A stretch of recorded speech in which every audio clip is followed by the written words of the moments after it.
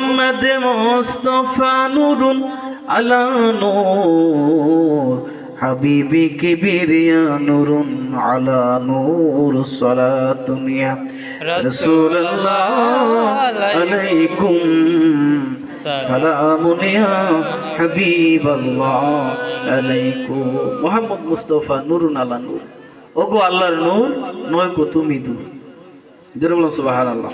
আল্লাহর হাবিব হলেন নূর, আল্লাহর পক্ষ থেকে কি নূর হয়ে এসেছে। এই জন্য আলা হযরত আর সেই আন্তর্জাতিক যে কাসিদা শরীফ উনি বলেছেন, সবচেয়ে আলা ও আলা হামারা নবী, সবচেয়ে বালা ও আলা হামারা নবী। এই কাসিদাতেও নবীজি সাল্লাল্লাহু নূর, সেটা তিনি লিখেছেন। আমাদের মুর্শিদ কিবলা কাসিদা বলেছেন এবং সকল মুফাসসির মুহাদ্দিসিন ইকরাম সকলেই বলছে নূর দ্বারা মুহাম্মদ সাল্লাল্লাহু আল্লাহ পাক বলেছেন। জোরে বলুন সুবহানাল্লাহ। এজন্য আমাদের মুর্শিদ কিবলা কাসিদা শরীফে বলেন, তিনি চমৎকার ভাবে কাসিদা শরীফের মধ্যে লিখলেন, তিনি অনেক কাসিদা শরীফের মধ্যে নূর সম্পর্কে লিখেছেন। জোরে বলেন না সুবহানাল্লাহ। সুবহানাল্লাহ। জাতি নূরের জ্যোতি গো তুমি, সৃষ্টিতে নাই তুলনা,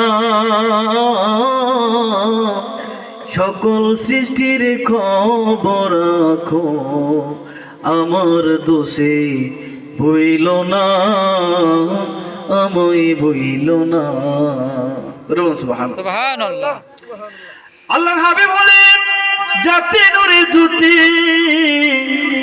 এই জাতি নূরের জ্যোতি মানে হলো সূর্য থেকে আলো দুনিয়ার জমিনে আসে। দুনিয়ার হলো আলো, সূর্যটা হলো আলোর উৎপত্তি, এটা হলো জাত, এটার আলোটা হলো জ্যোতি, এর কিরণ, এটা দুনিয়ায় নামে। জোরে বলেন না সুবহানাল্লাহ। আলোটা কি সূর্য?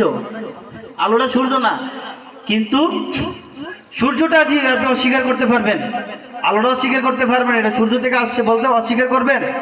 আলোটা কি সূর্য? আলোটা কি সূর্য?